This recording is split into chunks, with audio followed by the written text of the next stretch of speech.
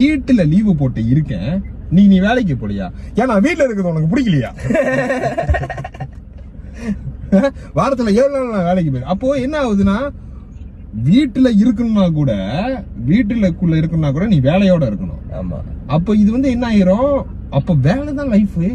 ஆமா, அது ஃபேமிலி கூட டைம் ஸ்பெண்ட் பண்ணணும்னா நம்ம அது அந்த மாதிரி ஆகுது. அது ஆனா என்ன கேட்டீங்கன்னா, நம்ம பேசுறதுக்கு அதோட லைக் ரிசல்ட் என்னன்னாக்கா, ஒரு ஆம்பளையா என்ன பண்ணணுங்கிறது நீதான் முடிவு பண்ணணும். இந்த ஒரு வார்த்தைக்கு மட்டும் நான் உங்ககிட்ட சண்டைக்கு வருவேன். அது என்ன ஆம்பளையா?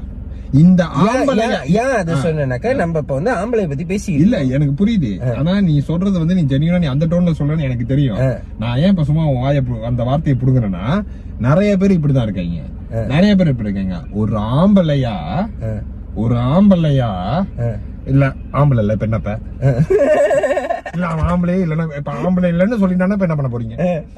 அது என்ன ஆம்பளையா?